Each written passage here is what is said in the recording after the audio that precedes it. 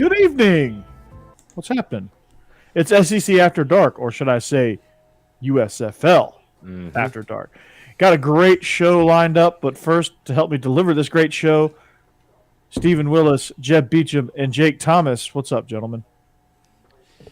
How's it going? It's going. Just going good. My hot takes are going to be brought to you by Body Armor tonight. And no, they're not officially sponsoring us, but Body Armor, if you want to. Hey, there you go. Is that as gross as muscle milk? Do you remember, Corey, whenever we did like the 5-star challenge and Eric Winter was trying to like make it to where muscle milk was all the big thing, so they got everybody muscle milk and everybody got one. That was disgusting because it was like 97 degrees and you're drinking basically milk. And that was horrible. I chose dehydration over that. Yeah. I said, you know what? I'd rather be dehydrated. And that's what I did. What's up, Cody? So, yeah, we are unofficially brought to you by Body Armor Light. This is actually really good. This is Fruit Punch. It tastes like a Fruit Punch Gatorade. It really does, honestly speaking. This is I might make the switch. This is really good. Especially, and this is the light version. This is a low calorie, no sugar version. So this is outstanding. So I fully endorse that. But this show also, I want to thank betonline.ag. Football is not really over. It's just going to take a break for a minute because we're going to talk USFL. But basketball is in full steam, pro and college hoops, from all the latest odds, totals, player performance, props, to where that next fired coach is going to land, which there's not really any more fired coaches right now. Well, Tom Crean, we're going to see where he lands here in a couple of weeks. Juwan Howard, maybe. Juwan Howard, maybe he goes to Athens. I don't know. BetOnline is your number one spot for betting all of that and all of your other sports betting needs. So, if you want to lose some money like Israel did this past weekend on Auburn, Auburn was the final leg of his parlay, and he would won big, but Auburn let him down as they do. Oh, wow. So you need to head over to the website, or you can use your mobile device. You sign up today, receive your 50% welcome bonus on your first deposit. Just use that promo code Bleav to get started, BLEAV, to get started. Now, BetOnline, if you want to use y'all's conference network as a promo code, let's get started. All right. So it's not just basketball, but BetOnline is your source for hockey. I don't know how the hell you bet on hockey, but you do. Boxing, UFC odds as well. You have Olympic coverage. And they are the best in the business from sports right now. You don't have Olympic coverage now. No more. No, we don't. But from sports right down to your favorite Vegas casino games as well. BetOnline is your number one online wagering destination. So, Steve, you can get on there and play Caribbean poker. I want to play Canadian blackjack. Jokers are 13. You can do that too. That's it. Oh, wow. Hey, that's a good game, eh? So BetOnline is the fastest and easiest way to wager on all your favorite sports and play all of your favorite games, whether it's Canadian blackjack or Caribbean poker. So BetOnline is where the game starts. Guys, we got a lot to talk about here. We got some SEC baseball. Georgia's 4-0. Alabama's 5-0 after win today. Ole Miss has only played one 9-inning game because they've run-ruled every opponent that they've played. So they're 4-0. Is that bad? Yeah. They've scored 45 runs over 4 games, so that's not bad. That's not bad. It's not bad at all. So we'll get a little more in depth into why we are all excited about our teams. Little SEC basketball. Tom Crean lost another nail biter last night. Texas A&M 91-77. Nail biter. Aided by 20 turnovers. 20 turnovers. And we got 91 pieced by Texas A&M. It was not good at all. This Tom Crean thing is going from bad to worse. I didn't think that was possible, but hey, Corey, you guys got beat by Ole Miss by 17. 3 of our best players were injured. It was out that game. It's impressive, man. Yeah, and 2 had flu-like symptoms, and either they had their flu game or Georgia's just dysfunctional, man. Tom Crean's got to go. He needs to go like a month ago. Still beat Bama somehow. That's the most strangest thing ever. It's just, you know what they say. blind. You know what they say about blind squirrels and finding stuff. It reminds me of like Leonard Nimoy narrating a documentary on the History Channel, and it's like, you will never believe what happened next. And then Georgia upset Alabama, and then they're just doing a documentary of the mysteries of the unexplained. Yep, how that happened. Yeah. So USL gets the shaft by. I'm going to Michigan as the number one. What? He's talking about Shea Patterson. Uh, Yeah, he's talking about Shea. I was trying to translate that sentence. John is doing shots of tequila. This ought to be fun for later on when we go off the rails. They're in a run rule games, 3 in a row. Run. I can't read. Holy cow! That's pressure from Georgia. Ooh. Ouch! Ouch! I didn't say anything about basketball. I can't play basketball. That's the only thing I can't do. I suck at basketball. That's because I'm from Georgia. So, SEC After Dark. Well, this turns into USFL After Dark. And guess what? It's connected. Why? Because there's a lot of SEC people in the USFL. Not a shocker there. But the first overall pick went to the Michigan Panthers. And who do they choose? Well, we just said it. Shea Patterson. I'm not sure about that one. Well, Well, buddy Jeff Fisher. It's good for the Michigan Panthers because he went to the University of Michigan. I think that was the only place that Shea Patterson could end up because the number 1 pick or number 2 pick, whoever had it, was going to be Jordan Ta'amu. Jordan Ta'amu is the best quarterback in the USFL this year. Yeah, I was going to say that, and he's going to Bandit ball, so that's good. But Shea Patterson he just underwhelmed his entire career in college from where he started at Ole Miss and then goes to Michigan, and I wouldn't describe, as Fox describes his college career, as storied. Somehow he passed for 8,800 yards and 68 touchdowns. I'm not real sure about that, but so yeah. Then Jordan Ta'amu goes to the Bandits. Mm-hmm. So Steve, I know you're excited about that one. The ball coach. Ball coach, man. Mm-hmm. And then the Philadelphia Stars, they got, I keep reading this as Byron Scott, but they got Brian Scott from Occidental College. The tab on him is he is the Aaron Rodgers of Division III. Oh. Is that something that can be true? I don't know. Weird. Yeah, I don't know. It's like a but non-scholarship player that's good. Yes, absolutely. So he in his pro day, he completed 62 of 64, and he earned a spot with the BC Lions. Now he is the 3rd overall quarterback taken from Occidental College, who I think disbanded their football program because they couldn't afford it. So there's that one. The Philly Stars I'm worried about because they were by far the best team in the original USFL. So there's pressure on them to perform, unlike other places. But I just don't know if they're going to be able to do it whenever I see who they drafted. Because I think their coach is the guy that coached in the Spring League last year. Mm-hmm. And most of the players are the players that were quarterbacks for the Generals in the Spring League last year. So we'll see how well it translates.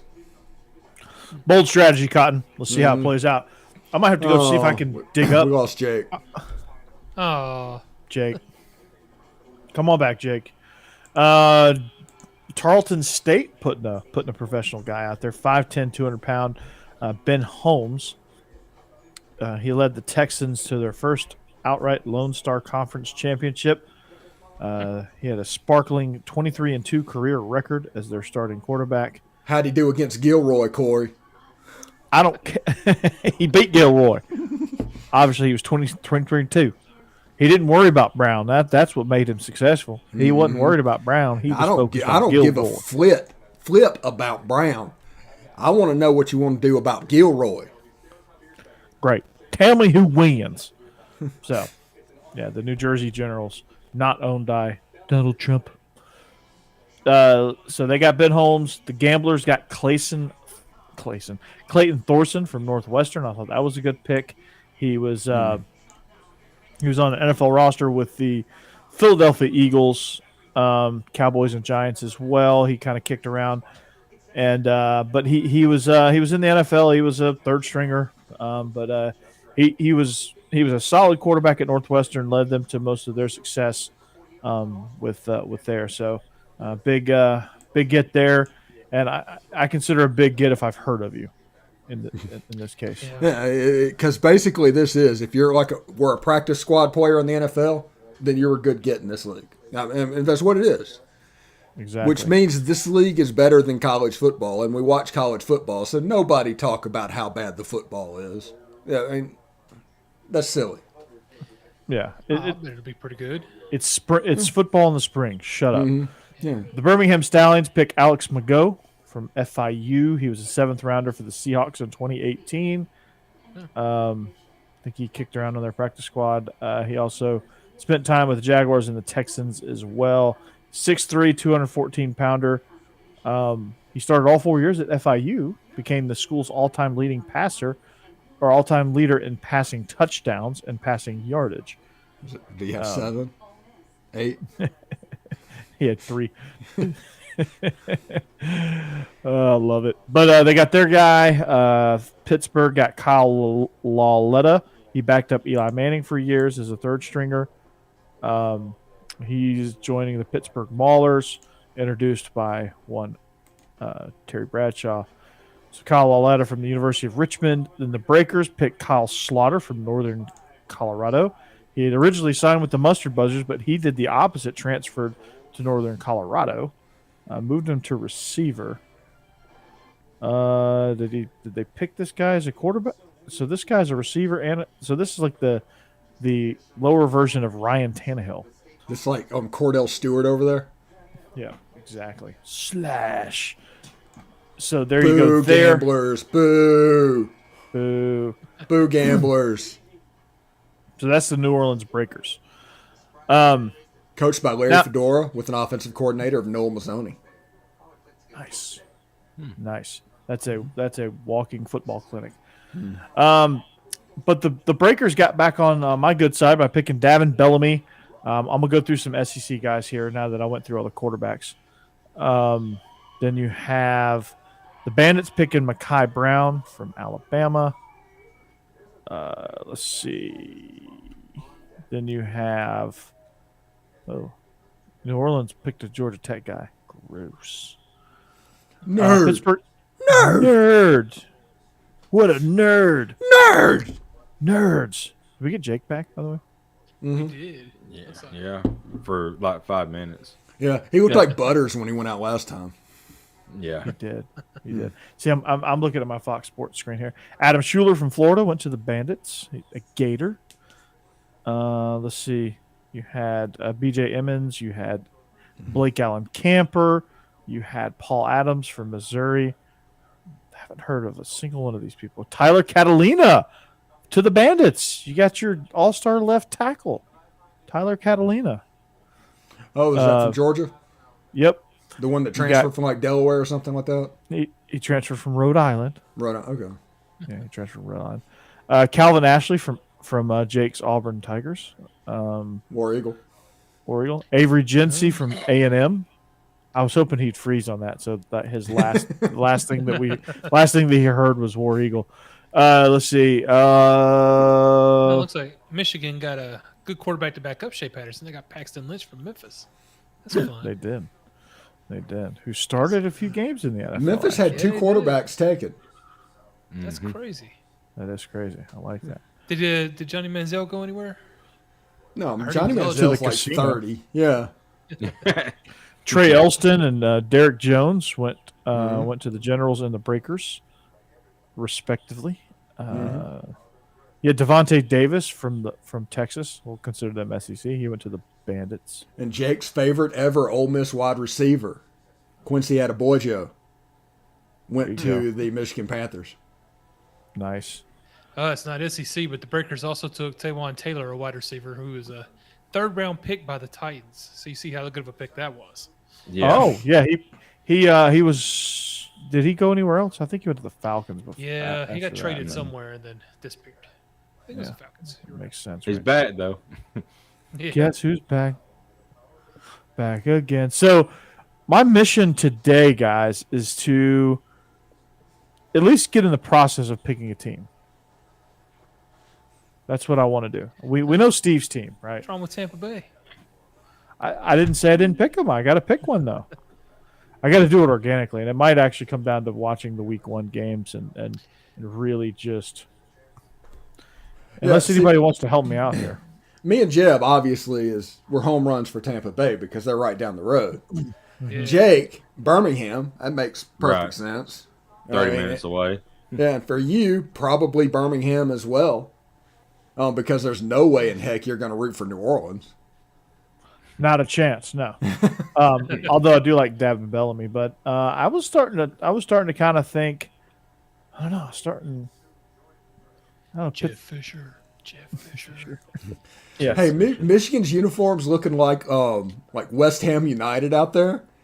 That should be pretty interesting to see. Yeah, I'm saying. Jeff The ones Fisher, with yeah. Quincy Adebayo. Hey, Paxton Lynch. did they play enough games for him to go 8-8? I don't think so. No, he'll do his best though. Don't you worry. If it's 10 games, that's 5-5 a lock. Yep, 10 games. So they only play there you 10 go. games? Yep, looks like 10 games over 12 weeks. So One thing that's really cool, their playoffs and their championship game this year is being played in Canton, Ohio at the Pro Football Hall of Fame. That is really cool. That is really cool. I like that. Hmm. The So Bandits did picked Jeremy Pruitt actually become the coach of the Stallions today? No. Or is it still Hope? It's Skip Holtz. Okay, that's what I was going to say. So that's Because if it's Jeremy Pruitt, we're going to go 2-8. now the question that you have is if Skip Holtz is there, does he have Tony Franklin coming in as the OC? Oh.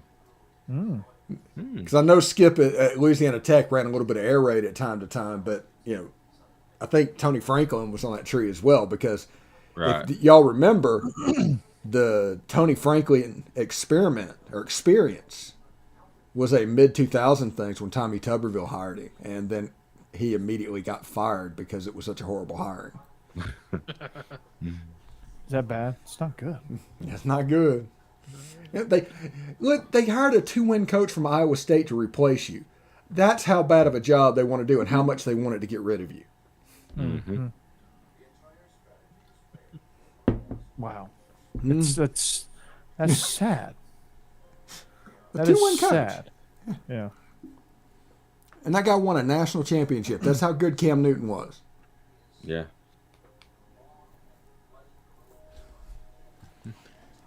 Kevin Sumlin is the coach of the Gamblers, by the way, LW. Kevin Sumlin.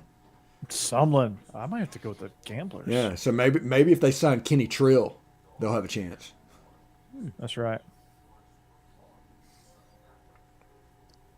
Kenny Trill. Let's see. Yeah, the Panthers are in good shape here.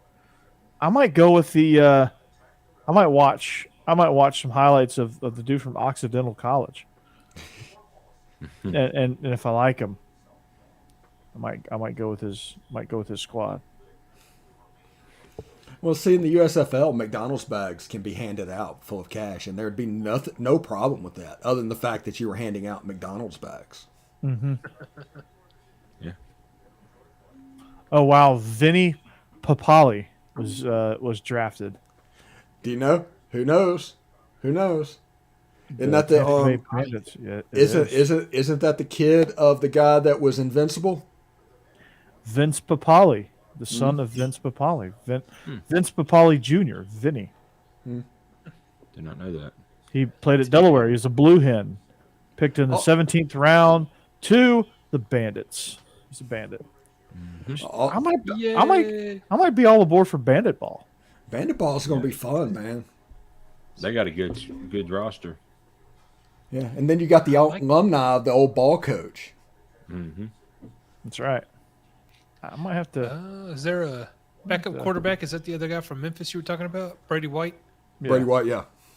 Oh, nice. Yeah, I like the Bandits roster. And B.J. Emmons at running back, that's a good pickup. Yeah. Trey Williams got picked by the Generals. Yeah. You remember Not him? quite Herschel Walker, but good back.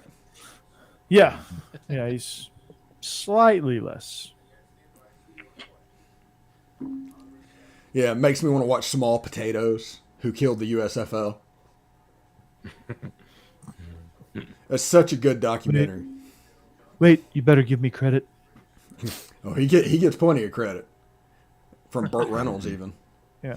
Alex Mago from Tarleton State is a Stallion. Yep. So you better watch some Tarleton State football. Is he a Stallion, Corey? I'm going to watch his highlights and I'll tell you. He's a Stallion. Big muscly on paper, boy. Mostly on paper. Well, I guess we're getting off the rails now. Here we go. So I'm going to evaluate him, and I'm going to put in his evaluation, body of a Greek god. He's the one you want getting off the bus first. Wasn't that Krabby back in the day? No, that was Barry Every. Okay. That particular one. I was like, Barry, come on, man. Like, bro. Anytime they talk about hips, it's like them trying to talk like they know what they're talking about. Whenever you want to break down film, it's like, he has loose hips and everything, and it just sounds like you know what you're talking about. But Yeah. that is the most ridiculous thing to just brag about and talk about. It's like, oh, he's got hips. He can turn around quickly is what you're saying. Okay. He's got loose hips. His girlfriend Yeah. appreciates it. Yeah. Oh, my God. Wait, was that really an evaluation? Jake, these aren't fake. I didn't say the word. Yeah, built like a hero action figure. Yeah. There's a guy on that used to cover recruiting for Ole Miss who would literally hide in the bushes and take pictures. Yeah, man, just the creepiest thing in the world. It'd be like Marla Hooch pictures, like, oh, what a hitter. It's like that. It's like, what are you doing, man? Oh, my God. Yeah. Oh, yeah, it's bad. It's bad. Oh, Michael Scott got drafted.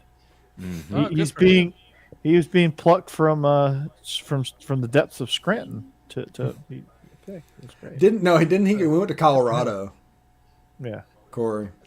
He went to Colorado. Okay. Yeah. Watch the last season. Come on. Now. Yeah. Prison Mike. I don't know. My listing's kind of incomplete. I see a lot of kickers. Although I can get behind these Breakers helmets. Yeah. Yeah. Uniforms look really good.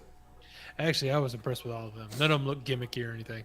Yeah, it was important that the uniform traditionally looked like a USFL uniform like it used to do. Wait, Ole Miss is only down by 5 now? Oh. Please, Ole Ole Miss Miss. Is Kentucky's Ole Miss not having starting a to good play game either. basketball? Oh, JoJo Ward got picked to the Gamblers from Hawaii. All right. I think Auburn peaked just a little bit too quick. That's what I'm hoping. Yeah, me too. Nicholas talked about Major League Football starting in May, and Major League Football is going to be secondary to the USFL. But it's another little bit of football. It's more opportunities.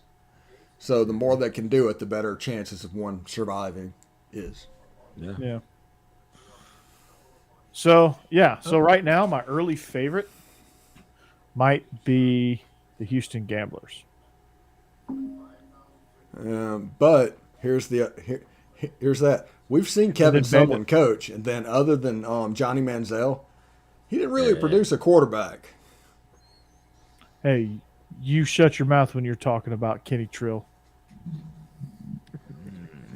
You better not. All those Aggie fans are coming to get you. I don't know. Bandit ball seems pretty good too to me. Yeah. That may be the most complete team. Yeah, it should be good. I'm worried about Todd Haley. I was never a Todd Haley guy when he was in the NFL. But, I mean, he's better than Larry Fedora. He's better than several. This is bad basketball.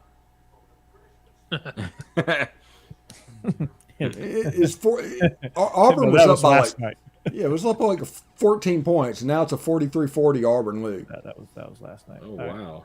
Just pick the gamblers. Whoever said that, I'm probably going to, but there's an eye test here. Their uniforms Maulers look really good. Mm-hmm. The Maulers look like BYU from like circa 2000. That's what their uniforms look like to me. That's a fair comparison. When they had like that hint of gold in there, and they were like navy Yeah. blue. Yeah. Yeah. I'm glad they went back though. Yeah. Right now, their face masks and their helmets are pretty much they're up towards the top of college football. With Yeah, with that hydrochrome blue. Oh yeah, it looks great. Mm-hmm. And the hydrochrome decal. Yeah. If Kentucky had that helmet and would actually stick with it, Kentucky would have fantastic helmets. But they decided to do the hydrochrome chrome one. And the chrome and white and a whole bunch of crazy stuff. We could sit on here and talk about uniforms, but Kentucky should have a top 3 uniform in the SEC. They do not. No. I disagree. Those chrome helmets are outstanding. The chrome and white, you can't read them. Yeah. When they go chrome and blue, Chrome and blue, that's like the Western Kentucky helmets. Those are fine. But if they go hydrochrome blue with a blue face mask and the UK on the side of the helmet, it would be a great look. You could do that with the gray jerseys even. You could do that with the white jersey. You could do that with the blue jerseys. Mm-hmm.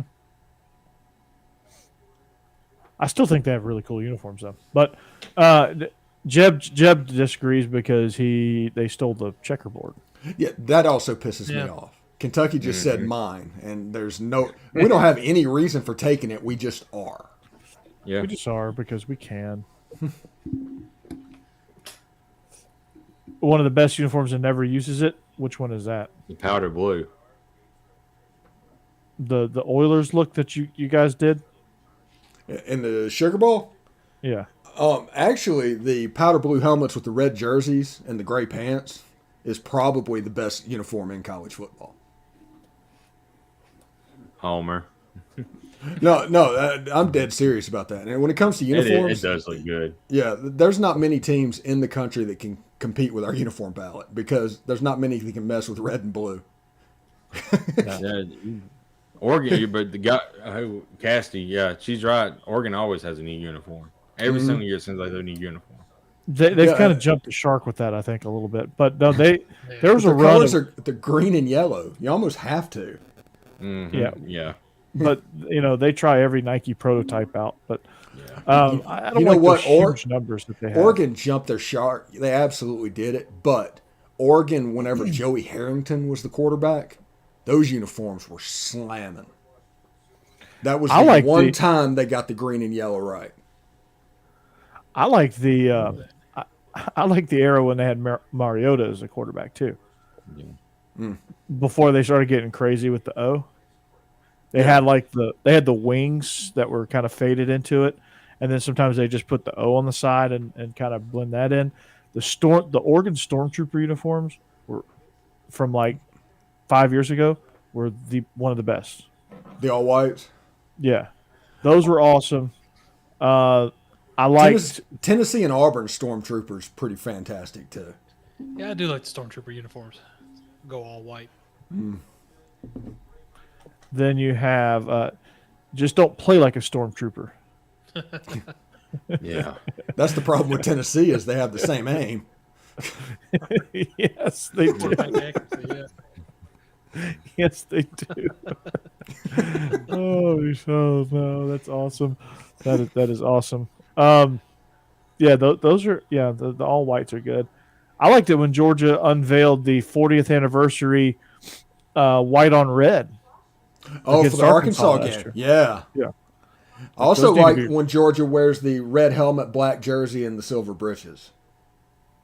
That should be regular rotation, but the fan, like you read the fan feedback, like we actually have discussions about that weekly, and the fans hate the black jerseys. It's because of that Alabama game. It's all because we of got that. our ass handed to us against Alabama that one year. Yeah, I wish I'd do a blackout again. I think wasn't that the game where Nick Saban made the comment? It was like, you know why they're wearing black? Because they're going to a funeral. That was Scott Cochran, but yes. Yeah. But we like that game was fake juice. But like everybody thinks that every time we wear the black jersey, it's like we're trying to do some fake juice. But like No, it's it's like LSU has worn the all white, and I like that. LSU's worn the basically all gold. I do not like that. No. Yeah, that's gross. I love the when LSU wears the white helmet, purple jersey, and white pants. That's a very clean look. Also, Yeah, I like that a lot. because however they accent that style purple jersey is like different from their regular purple jersey, and it's good. I'm gonna say this also: Tennessee's black jersey and their black helmets that they came out this year, absolute cool. fire, Yeah. absolute fire. And I like the traffic cone jerseys that they wear from time to time as well. But or they go traffic. Orange. Yeah. Yeah, yeah. It was like they just got released from prison to play a football game. What do they say? You know why Tennessee fans wear orange? Hunting in the Go- morning, Tennessee game. Yeah, and then they can pick up trash on the side of the road when the week starts. Well, they can pick it up inside the stadium now. Seriously. Well, now you know where we got all that trash we threw. They pick it up from the Right. field. Right, yeah. Hey, I don't believe that that golf ball was a real thing because that hit his target at like 40 yards, and I don't know if any Tennessee student or quarterback can make that throw. We know Joe Milton can't. Yeah. No, he was the only quarterback in the stadium that didn't want to throw, or only person in the stadium that didn't want to throw something. Right. On the last play, yeah. He just ran it. Right out of bounds. Yeah, out of bounds. With time expired. Tennessee fans really need to get a grip. Yeah. You want to respond to that? Respond to that, Jeb? Tennessee fans really need to get a grip.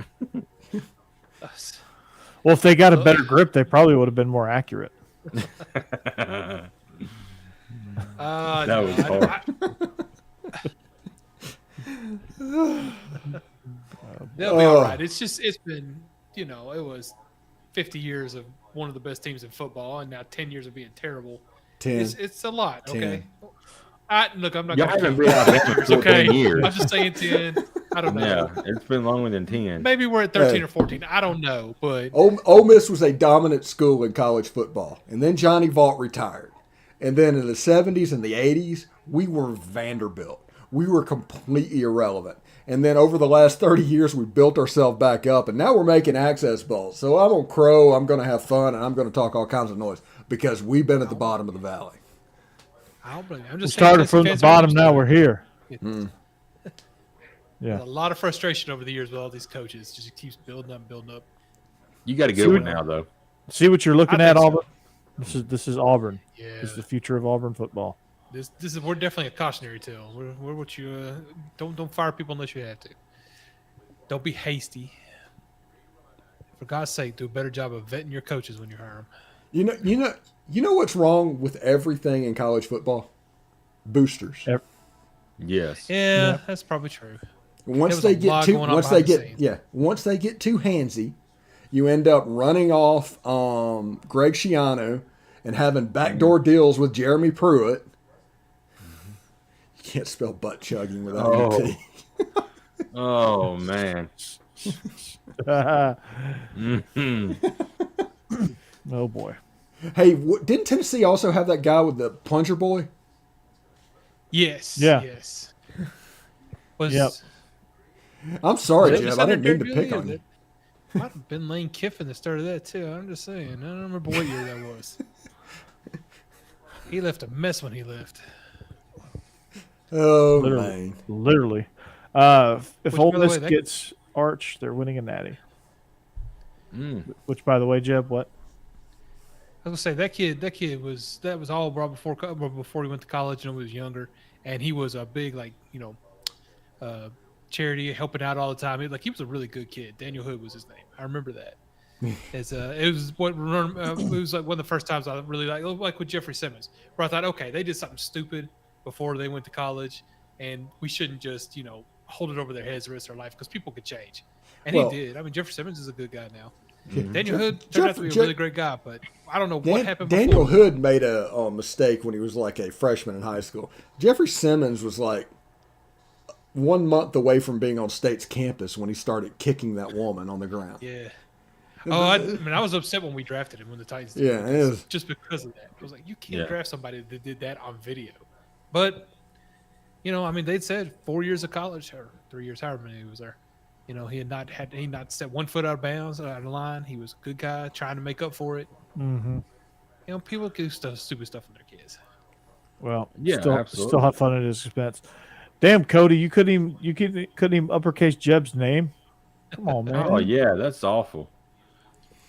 See, Colin, I don't get mad when it's going to be come in Malik with Willis butt or Matt Corral. Yeah.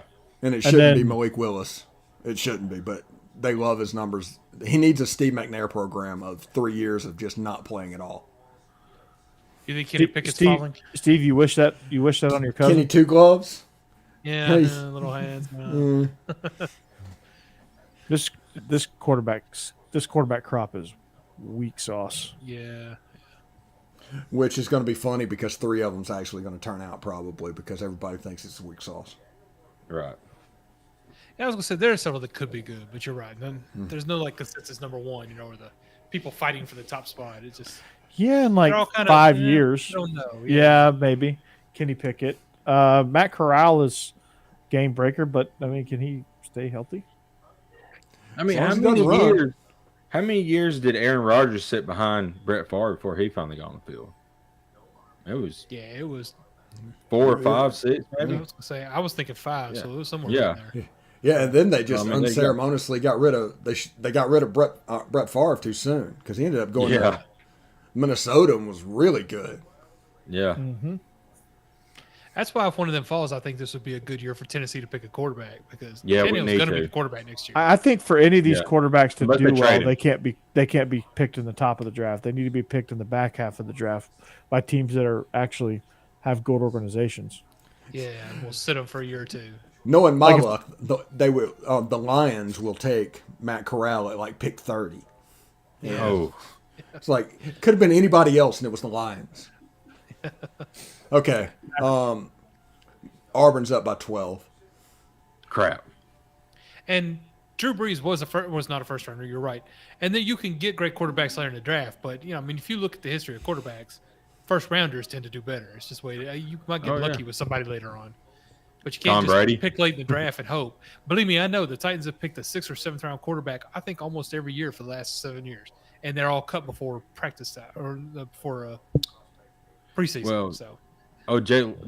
Jay Walker or what his name was terrible. He was the first pick quarterback. Titans have been bad at quarterbacks all around. So. Yeah, they have.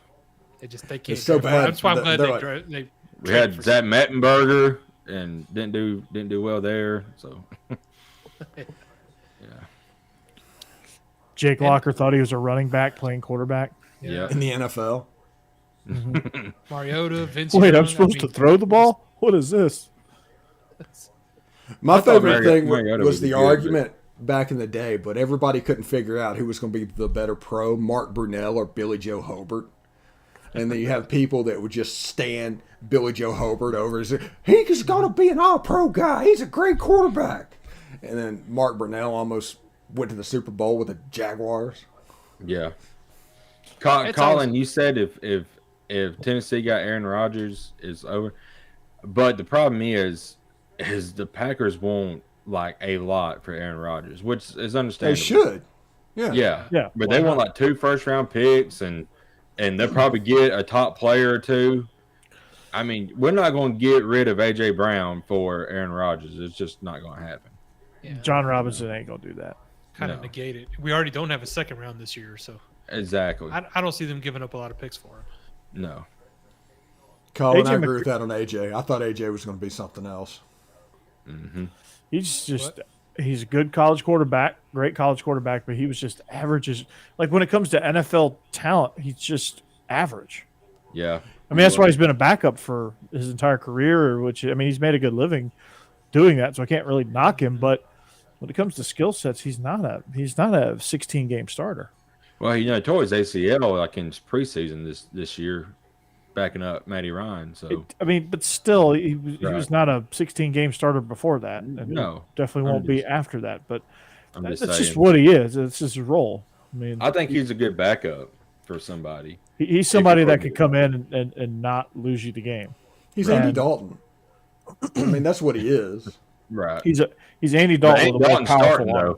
That's the problem. Not anymore. Not anymore. Well, he started for the Bengals. Yeah.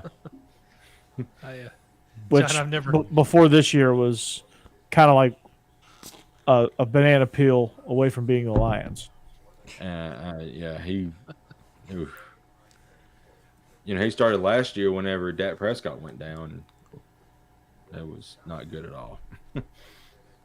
I mean, it's what he is, man. Like, if you need Andy Dalton to start a game, yeah, you're probably in good shape. If you need him to start 16, well, you're probably going 6-10. I have never heard of somebody's personality being described as a doorknob, but John, I'd say that's probably a good description for Zach. Yes, absolutely. It's a good description of your mother. Oh, and now he's an analyst for Alabama. So, is he really? Yeah. Met Size at Alabama. Good luck with that. Mm-hmm. Nice. Yep. He was at Hillsborough High School here in Nashville. Mm-hmm. Oh. Yeah, Wait, you were working. A few weeks ago. You were the boss of Messiah? Really? No. He was at the crosstown rival. Hillsborough. Oh, okay. I'm Hillwood. Yeah. Sorry, my Nashville got away from me a little bit there. Come on, man. Come on, WCB. Hillsborough and Hillwood. Hillsborough. They're the boroughs. They're the boroughs. Which is a jackass. They're the jackasses. Oh, my God. They're the boroughs, yeah. We're the Hilltoppers, so we're not much better. Yeah, he's not leaving Green Bay. I think they'll pony up. Devontae Adams will convince him to stay. But if Devontae Adams bounces... Oh, Devontae Adams is a free agent. If he bounces... Yeah. I mean, is Kirk Cousins getting traded? Who knows? I'd take it if the Saints picked him up. That's definitely one of the... Trevor Siemian, Kirk Cousins, I mean... I think Simeon's a little bit better than Kirk Cousins. Sean Payton left because he just looked at the roster and went, oh, crap. They're going to fire me, so I better retire. Is this bad? I better go spend time with my family. Oh, and you remember the story from last week? Ron Nielsen was named co-defensive coordinator. Yep. Rush, baby. Rush, baby.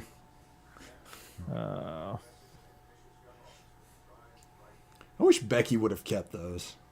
Because there was one of Frank Wilson as Flavor Flav with the clock around his neck. That was pretty awesome, too. Oh, my gosh. That's cool. It's funny how all of the coaches would laugh, and then Ryan Nielsen just wanted to beat your ass. Yeah, he's like, and I'll see you in the parking lot. And it's like, man, figure out how your monitor works, buddy. John, are you talking about Aaron Rodgers, or who are you talking about? Oh, Mettenberger. My bad. I say it now. Yeah. Yep. Mettenberger. I can see that. I can see him not tipping. Is he like no tipping Scottie Pippen? Scottie Pippen Jr. is pretty daggone good, too. I saw him, we saw him last night. Hey, why is Scottie Pippen and Michael Jordan beefing? I didn't know they were. I didn't either. Scottie Pippen's just trying to sell books. Probably. Does anybody in the chat knows why that's going on? He's trying to sell books. Well, that's why. But how is he trying to sell books? By publicizing his beef with... I mean, is he saying that the only reason why MJ was so good is because of, him? Yeah, I don't know what's going on. I just heard there was beef. He didn't like the way he was portrayed in The Last Dance.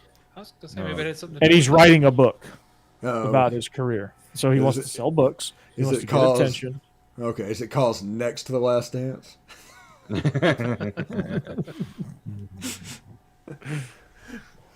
Is that a Garth Brooks song or a title of the book? Well, Colin transitioned us into baseball. Yeah, LSU and Ole Miss are they the teams to beat? Hell, for the first time since 2008, I think Georgia's in the conversation. We finally got a great nucleus of teams. You want to talk about a team that's been in the cellar in baseball for a long time. Alabama's has been in the cellar too, but Fresno State broke us in 08.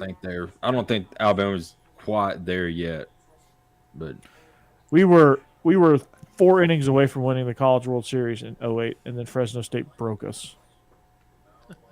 It's like that scene in Dark Knight Rises where Bane breaks Batman. Mm-hmm. That's what happened to Georgia. We spent all these years working out in the prison. I think we finally climbed out. When Ole Miss and Tennessee plays this year, it will be the baseball game of extracurricular activities and may break the internet.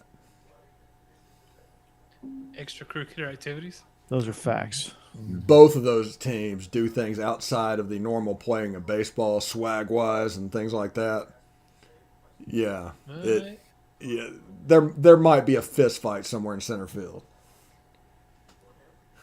Well, and then Arkansas and Mississippi State will complain about all of it. There'll be a fist fight over all the girls in sundresses at Ole Miss games. That's about it, though. Yeah. You know, Cody, you might be right. I mean, Ole Miss can mash. They can. But Georgia's got some pretty good pitching. So, I don't know. Alabama's got a great lineup. They just got young pitchers. That's the only issue with the team this year. I think all their starters are freshmen. Yeah, Georgia's got a good 3-man rotation. Mm-hmm. So you got a Friday, Saturday, Sunday guy. Those guys are hard to hit. So. Mm-hmm. Was y'all shocked that Vandy lost 2 games this past weekend? I was kind of shocked by that. I mean, it's Vandy. They're gonna. It's Vandy. They're gonna. Baseball in February. Baseball in February is a different animal, man. It doesn't matter. When those bats wake up. Hats for bats. Yeah. I mean, when it comes to mid-March, yeah. When Jobu finally comes to town, it's. My biggest concern this year is Derek Diamond's velocity. He starts off at 93, and then in inning 4, he's at 88. And that's not good. That is not good. I don't think he's a good enough pitcher to do that. Right. But if he can get that corrected, the staff has a chance to be really good because he's our Friday night guy. So there's going to be games that we start off potentially 0-1 because he had an off night. But I really like John Gaddis on Saturday. And I think Jack Washburn's going to eventually be the Sunday guy. And his dad used to pitch for the Angels. He's the guy that transferred from Oregon State. Alabama's got a tough challenge this weekend. They play Texas at Texas. So we'll learn a lot about the team this weekend. Yeah, that'll be a good game. Probably get run ruled all 3 games, but if we could steal one, I would be happy. I tell you what, Luke Wagner, he's a lefty sophomore. He looked solid last night, man. He came out after a delay, and he struck out 5 over the next 2 1/3 after a 22-minute light delay. Which any sort of delay, anything that disrupts rhythm and routine in baseball, get some LED lights. It's brutal. Yeah, we did have that light show on. Jake knows what I'm talking about. Yeah. But Ben Anderson went 4 for 4, man. They're starting to swing the bats a little bit, and that's something they kind of struggled with consistently last year. Corey Collins also hit a moonshot over the fence. LSU scored nearly 50 runs in a weekend. That's insane. It's not bad. Yeah, they just went out there and played gorilla ball. That's God. So if you remember LSU baseball back in the 90s, it's like, whoa. And so I'm interested to see about that. I see a doggy tail. Yes. Just a tail wagging. There's a tail. He wants a milk bone, and he doesn't know why I'm not going back to the bedroom to give him one. There you go. Jeb, you want to answer that? Well, I didn't pick an outfit for the show. I'm just wearing my Carhartt because I'm supporting their whatever they're complaining about. I don't remember. I like to do the anti-protest. Oh, I thought you were trying to get Carhartt to sponsor us. These two new dudes rock. Yeah, 50 runs. It doesn't matter if it was Maine. It could have been McGee High School. Plus, I love Tennessee, but I'm not going to college baseball is a weird sport because Maine can beat Florida State on any given day. I mean, baseball is that kind of sport. Kind of like basketball. Anybody can beat anybody if the shots ain't going down. Yeah. I tell people, not like baseball. I tell people all the time when we do post-game pods and everything for our game, it's like, hey, Ole Miss should absolutely sweep Charleston Southern. They should beat the heck out of them. But the important thing is to not drop one of them. The sweep is the most important thing. It doesn't matter if it's 6-5 or 16-0, because the one time you lose a non-conference game, you lose margin for error moving forward. And as this gets into conference season, you need to stack up these non-conference wins as much as possible, and get as much confidence, because there's going to be a day or two where you're going to need your pitchers to bail you out of a slump at the plate. Like, I mean, it's great. Run rule is fun. Gorilla ball is awesome, but we all know in the sport of baseball that is not sustainable. You cannot rely on gorilla ball. Right. It was in 1995. Yeah, it was. At the plate, Eddie Furnace. Boom. No, it was more like ping, ping. That home run traveled 767 feet. Wow. That's when Easton and TPX were like, we need some viewers. Here's some juiced up bats. It's when they were using ultralights too. Yeah. Like 6 pitchers died. Yeah, I mean, 5-pound drops. Yeah, I mean, shoot, man, it was brutal. I mean, these guys were like swinging toothpicks and just hitting balls a country mile. Like a pitcher's duel would be 25-22. Do you know Eddie Furnace's son is like a commitment next year to Ole Miss? Oh, nice. Mm-hmm. DH. He can rake. Yeah, I bet he can rake. I just remember his dad and just like ping, exit velocities of 145. Exit velocity just 350 miles an hour. It's amazing LSU didn't kill a pitcher back then. Yeah. They probably did. We probably just don't remember it. They probably did. That's probably why they deadened the bats a little bit and raised the mound a little bit. That's back whenever college baseball, the only time you watched it was in Omaha. So you saw LSU every year and Skip Burtman and his guys. And, the Warren Morris home run, all of the players coming through there is like, up to bat, Eddie Furnace. He had 47 home runs this year. And it's like, what? How many games? He had 47 home runs. He had 47 home runs yesterday. He hit 150 home runs and scored 300 RBI. God. Just last week. Yeah. God. Poor Tarleton State comes into Baton Rouge in 1995 and they just get 75 pieced. Is that why the run rule got put in? Probably. Yeah. Run rule doesn't happen until 7th inning. LSU was hitting balls onto Tarleton State's campus from Baton Rouge. Probably so. I think Eddie Furnace killed somebody on LSU's campus from the baseball field, from home plate. Somebody's walking to the dining hall, and all they hear is this ping, and then they die. I think I remember Joey Bell doing that too, where he just hit one that I don't know if it's landed yet. I saw a friend of mine get one hit like that on him. He was pitching, and I was sitting in the dugout, and I heard probably the most solid sound off an Easton bat I've ever heard. I mean, it was like a crack ping. It was like a crack, ping. Just I can't even replicate the sound, but that ball got over the fence in about 0.47 seconds. Dang. And it was hit a mile in the air. As soon as it hit his bat, you had no doubt. That's one of them when nobody moves in the outfield. They just watch it go by. Yeah, it just turns around. Yeah. They did that in the Ole Miss baseball game today, and the ball cleared the fence by like 3 yards. It was like, man, that was not a drop dead, an easy thing. It was like, come on, show some effort, man. I know you're Arkansas State, but let's get it done. Butch Jones' culture is bleeding over into baseball, unfortunately. He was trying to think about the motto that was given in the meeting before.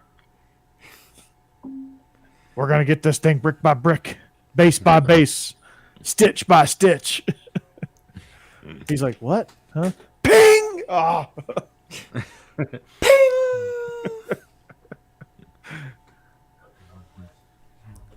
Oh, I miss college baseball. I'm glad it's back. Yeah, for sure. So, there's our baseball talk. Speaking of Major League Baseball, did they ended the lockout, didn't they? No, they have not. And there was They a report hate that each come out. other. There was a report that come out today that said if there's not a deal done by Monday, they will not have a full season, and the players will not get paid for a full season. So that's what the owners want. This is the way it goes. Major League Baseball and Major League Baseball Players Association is Dwight Yoakam and Rebecca De Mornay and Wedding Crashers. Yeah. That's the way it is. That arbitration, that's exactly how it goes. They're like, you probably left him out at a fire station. What a dysfunctional organization. Yeah. Major League Baseball. The And owner, Bud Selig, was a goon. This new guy, whatever the hell his name is, he's a goon. Rob Manfred. Yeah. He's a goon burger. Come on, get like a real commissioner.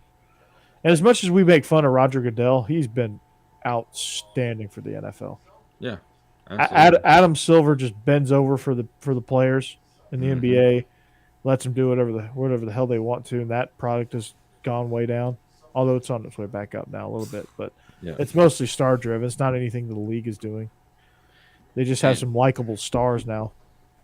And us Braves fans on here, there's a report that come out, I believe yesterday as well, that said that there's growing concern that Freddie Freeman will not be signed back with the Braves. Yeah, the Yankees are flashing their rings and their money. Yep. Well, the Braves When was the last got a time new the ring to flash as well. ring? Exactly. I don't know, but they got 27 of them, 28 Should of have them. shot A-Rod. They got the Yes Network that quadruples any payroll that any major league team can compete with. And they still go 500 every year with no salary cap. There's it's unfair how much they can pay players, but it's also funny that they do such a bad job evaluating which players to go after. They just throw money around like monopoly money, and they just buy all these mediocre players that are past their prime because they had some good stats and they played exciting baseball, and they get them all together and they're like, wait, y'all play the same position. Yeah. Hey, what is his name? Is his name Hank Steinbrenner? Yes. George Steinbrenner's grandson or something like that? I think it's his son. But is there an example of a rich kid, more of a rich kid than Hank Steinbrenner? Because George Steinbrenner, there's actually some build up and everything's done. I mean, George Steinbrenner was legit. Yeah, Mark Davis. Right. Mark Davis of the Raiders. He looks like Simple Jack.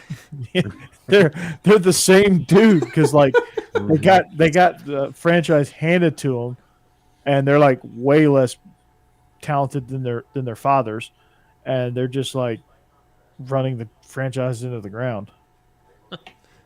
Yeah, I don't think Al Davis paid a dime for the franchise whenever he got it. He just built the Raiders out of nothing. And all of a sudden he's a commissioner, he's a coach. Mm-hmm. Now all of a sudden he's the owner, and it's what is going on in Oakland? It's Al Davis was the greatest hustler in the NFL history. Absolutely. I kind of respect him for it. Yeah, and him versus Pete Rozelle, that's a pretty good 30 for 30. Yeah, that's a great 30 for 30. I haven't really watched a bad one. yet. And I've seen a lot of them. Yeah, I enjoyed the four falls of Buffalo. That was a good one. You Don't Know Bo was a good one. Uh-huh. I really like the two Bills. I'm surprised there's no Herschel Walker documentary. Yeah, There that's is. shocking. There is Herschel. Yeah, it was done on SEC Network. I mean, legitimate 30 for 30. Even you can take in the trade the Herschel Walker to the Minnesota Vikings. I'm surprised that hasn't been done. Yeah, that was part of. I'm trying to think of what that one was part of. That was part of something. His USFL career was covered in small potatoes. Mm-hmm. I mean, his professional career just wasn't that compelling. No, Let's just be honest. I mean, he had a lot of production, but it was like all quiet because he was on a horrible Cowboys team. when he was with the New Jersey Generals, bringing it back, USFL After Dark. That was covered that was covered. Uh-huh. Yeah. And his quarterback was Brian Sipe. The most exciting part of his professional career was already covered in small potatoes. So, Yeah, it was actually the best part of it because he broke the professional football rushing record his first year, and nobody knows about that because it was the USFL. well, the USFL also played more games. Right. That was back when they played that was when they played 18 games in a season when the NFL was playing 14. Yeah, but like Dion's double time, it talked about how he played a World Series game and an NFL game in the same day. Bo played two sports professionally. Like that's compelling. You had And was really good at both of them. yeah, it was outstanding. Mm-hmm. Trojan War, that's actually a really good one about Pete Carroll and the USC. Celtics Lakers survive and advance. OJ Made in America, All Madden, Requiem for the Big East. That's a really good one. Fab Five, Youngstown Boys, Nature Boy, Playing for the Mob. Playing for the Mob. That was a really good one. I didn't think that was going to be a good one, but it was. Yeah, because then you realize it's like, oh my goodness, this is the Goodfellas guys. Yeah. And then Andrew Five Hill. Slamma Jamma was interesting. Guru of Go. I really like that one. Guru of Go. Talking That about was about Loyola Paul West. Marymount. Yeah, Paul Westfall. Last Days of Night was a good one. I have not seen Unguarded. I have not seen Without Bias. Those are good. Those are good. I've heard. Yeah, I'm sure it is. I do not want to watch the Without Bias one just because I know the ending of it. The Tuck Rule. I got to check that one out. That's a good new one. Yeah, that's a new one. Once Upon a Time in Queens. That's a fantastic documentary. Great one. Long Gone Summer, talking about Mark McGuire and Sammy Sosa. And King Griffey Jr. They talk about he's in there a little bit. Yeah. Yeah, that's a really good one too. Auburn's up by 14, by the way. Dadgummit. Come on, Ole Miss. No, it's over. Ole Miss. I think Kentucky's passing LSU also. So. Yeah, if you listen faintly to an Ole Miss basketball game, you hear circus music. Benny Hill in the background. Yeah. What was your favorite basketball one, Jake? No, I can't remember. When the Garden was king. I ain't watched a lot of 30 for 30s. I've seen a few. But And they're talking about the rise of the Madison Square Garden whenever the Big East became something. Did they do a 30 for 30 on the fight at the Palace, Detroit, and No, but there is a Netflix documentary about it. Okay, I got called Untold. It's called Untold, and it's Malice at the Palace. Yeah, I gotta watch that because I remember that like it was yesterday. It wasn't that in like the late 90s? No, mid 2000s. Yeah, mid 2000s. Because I was in college. You think about the Bad Boys. I was in college. Isaiah Thomas, Bill Laimbeer, and all that, and the one fight that Detroit's known for, none of those guys were there. No, it was Meta World Peace. Meta World Peace. Ron Artest at the time. Yeah, I think he's got like 4 name changes in his life. Yeah.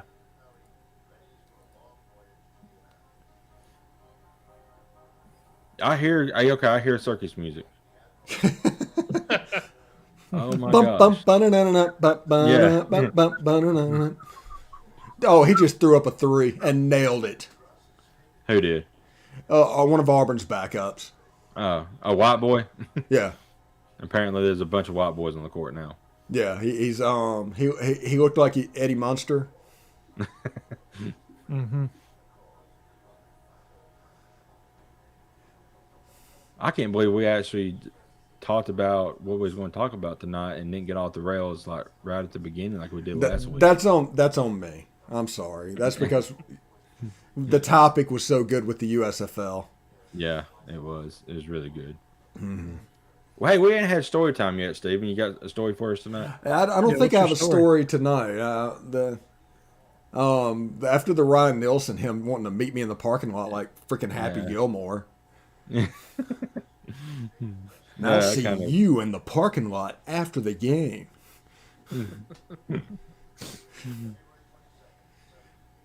But Story time, boys and girls. Story time. But that's the best thing. 2 weeks ago we had the Patrick Willis conversation, and we had Ryan Nielsen last week. Yep. Oh, I got something. Okay. All right. This was in 2005, maybe 2006. It wasn't Katrina. It was the hurricane that came through right after Katrina. If you remember correctly, Louisiana got hit twice. Right. Like back to back. And that second one came through, and we started playing Wake Forest. Wake Forest in that game, by the way, threw 3 passes. That's it. 3 passes. And just ran the ball straight down our throat. Easily wanted to win the game. But we had 2 lightning delays. So during one of the lightning delays, it stretched out to be like an hour break. So Coach Orgeron decided in his infinite wisdom to go in the IPF and have a full contact practice where we were waiting to play the game. Oh this is this is the reason we did not stop them, and they only threw the ball 3 times. But they had a full contact practice and just beat the hell out of each other for an hour, over and over and over again. And that actually happened. I think Wake Forest won that game 24-3. I was, if you look at Ole Miss's stadium, I was in the camera well outside during the whole thing, so I got to see like all the weather and everything go off, because we shot low that game because of the weather. Normally I shot on top of the press box, but it was pretty interesting seeing the weather, because one of the things we used to do at Ole Miss is I would get up on top of the press box and count water towers. Oh, wow. Mm-hmm. Yeah. How many water towers I got around there? It was like 11 or 12 that you could see from the stadium. Wow. Did not. Hey. Y'all got plenty of water. Mm-hmm. But yeah, a full contact practice during a weather delay. And a fight almost broke out between Wake Forest's assistant coaches and Ole Miss's assistant coaches, of Wake Forest trying to push through to get to the IPF to prove that we were having a full contact practice while they were not. I don't know why. I think Wake Forest should have been like, no, they're good. They can do whatever they need to do. Yeah. Let them kill each other for all we Right, do. exactly. You know, there's been a lot of college football fights, but the most memorable one was that one with Miami. I can't remember. Was it Florida State that was playing? It was FIU. FIU, and I mean, the guy took his helmet off to beat a guy with a helmet on. I mean, it just made no sense whatsoever. Is that the one where Lamar Thomas was doing the sideline coverage and said, "Nobody comes into the U and doesn't get their butt kicked. We will win every fight." No one steps into OB. He said OB. Yeah, that's right. Yeah. I mean, there's not a lot of logic in that. You take your helmet off and beat somebody that's got shoulder pads and a helmet on. I mean, I just did not understand the logic in that. Myles Garrett at least ripped Mason Rudolph's helmet off and beat him with it. And he had Mason's got like his arms. It got an indention in his head now. You know. Yeah. I'll rip your arms off and beat you to death with them. Yeah. You're my soldier, William Robert. Yeah. Man. Corral taking up for AJ at State was a good one also. Yes. Mm-hmm. Yeah. Yeah. That's the one where he got into the fight with the kid from Bassfield. Which, by the way, it's a crime against humanity that Bassfield is no longer a school in Mississippi, and now it is Jefferson Davis Central. Oh. Wow. It's good. Bassfield had a What? reputation from back in the day. Yeah, a new school was named Jefferson Davis Central. I didn't say. I'm surprised I didn't get. Yeah. With everything going on. But Bassfield had a reputation of they were the school that would send people behind the gym when the count man showed up, so they could always stay 2A. Jeb, Yeah. wake up. Yeah. That's back when the count man was a legitimate thing. That's when Mississippi was a 5A, and now they have like 12 different classifications in all their high school football. It's Jake, you've been in a few fights. No comment. Story time, Jake. Story time. Some of them I can't repeat on here. So He just doesn't want to have to make a select explicit. yeah. Jake killed a guy. Where'd you No, get a I trident? I didn't do that. I didn't do that. But, Boy, that escalated quickly. yeah. Yeah, I've Bert killed a had guy. my share. I mean, my senior year in high school, I stayed in the principal's office most of the time. So there you go. Was it like that fight They're in closing Anchorman? my high school. They're closing your high school. My high school and my rival's high school. It's like it never happened. They're going to make it Simpson County Central. That's the ridiculous thing about Mississippi high schools, is they're Y'all consolidating make a lot of thing. Yeah, they're consolidating everything and adding divisions. There's like 7 teams that's going to be in 7A, and 6 teams in 6A. It's ridiculous. Utterly ridiculous. Everybody gets a trophy. Do you have any stories about breaking up a girl fight while teaching? No. Luckily, the girl fights don't happen in my classes. I have. Let's see. There was a really big fight that I stopped. There was 2 people coming down the stairwell. See, like the way our school is set up is we have like multiple buildings. We have this breezeway, and then our building's like 60 years old. It's almost as old as Steve, but You Didn't wasn't hear listening. It's that. all right. He's not did paying tunnel attention. vision. Yeah. Ole Miss, Bandits. Ole Miss. No.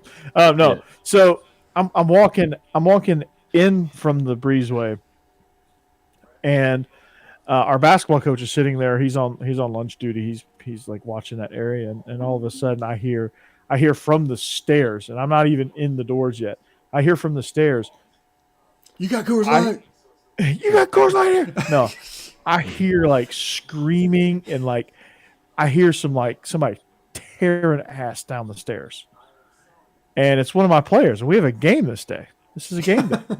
He's wearing his jersey, for crying out loud, and he is. I see one guy bolt out the door, like look like Usain Bolt, just boom right Dang. past me. Like, okay, something's not right here, and I hear this kid, and I recognize his voice. So I'm like, okay, I better get ready here. And so as soon as he comes through the door, I WWE clotheslined him and just wrapped him up and carried him under my arm down the hall to my room. Oh wow. He never laid a hand on the guy, so he never got in trouble. But like that's, yeah, carried him to my, and he was like kicking, screaming. I'm like, relax, bro, it's me. And then he stopped. But and you know why he was so mad at the guy? You know why he wanted to rip the guy's head off? Because he called him a bitch. Oh my gosh. Yeah. That's it. That's all it was. Gosh. I just gave him. I hit him with the. Wait a second. Really? Yeah. That's it? Man, Where's the rest of this story? Right. one of the things, if 15-year-olds can just realize that everything somebody says to them doesn't matter, the world will be a much better place. It doesn't matter if they call you a bitch. It doesn't matter if they call you a pussy. It doesn't matter anything. because this is a person that in Rebel. 15 years is going to be working at McDonald's, and you're going to be doing something completely different, and you're not even going to think about each other. That person is called a loser. I tell people that I work with all the time, I said, I didn't realize going through middle school would help me get, the I guess build up to the job that I have today, because I'm in customer service, so I have customers cussing me out all the time. I'm just like, okay, I mean, can't help it that we ain't got nothing to sell you, because we ain't got nothing. Our suppliers ain't supplying us stuff. So it's one of those things to where you can just honestly see, working in customer service, that the world is just screwed. Yeah. I mean, it doesn't matter. Yeah. Don't try to make it better. Don't do whatever you need to do. You need to do whatever you do to make yourself better, because that is one thing I've discovered over the last 2 years is, as dumb as they get, the easier things get for me. Right. Because they just take themselves right out. Yeah. And you're just like, okay. They're sitting here like, I'm not going to get worked up. We're going to pay $1,000 for a digital image on the internet. Like, really? Right. Really? Yeah. Yeah. Okay. You're going to buy a digital image for $1,000. Yeah. And you can just crazy. screenshot it. Yeah. And have it for free. I mean, it's crazy. Yeah, and you paid $1,000 for it. The NFT situation is just tells me that this world is beyond hope. Yes. I mean, if Bernie Madoff was working around today, he would thrive right now. It would be a Ponzi scheme unlike anything we've ever seen, because people are just idiots right now. I got mine for free, so I didn't pay for it. Somebody gave me mine. My Twitter picture's an NFT, but I got mine for free. Did not pay a dime. So I scammed the system. I don't believe you. Well, the girl, I paid $15,000. Sorry, guys. I'm gonna have to hustle a little bit. I didn't think Twitches made that kind of money. We don't, but you know who does? The Russian bots. And the Russian bots, they're scared of NordVPN. They are. Do you guys want more? Apparently. You know what's more important than peace of mind? Nothing. And that's what NordVPN is here for. They give you peace of mind while you're online. And with all the threats that you face today on the internet, it's more important than ever to be sure that you have the best VPN you can get. NordVPN is the world's best VPN service, offering fastest connectivity, the most servers, and next-gen encryption to make sure everything you do online stays secure. Plus, you can use NordVPN on all your computers and devices, no matter the operating system. With NordVPN's unlimited bandwidth, you never have to worry about slow connection either. And plans start at $4 per month. So grab your exclusive NordVPN deal by going to nordvpn.com/Bleav, or just use the promo code Bleav. That's BLEAV to get up to 70% off of your NordVPN plan, plus one additional month for free.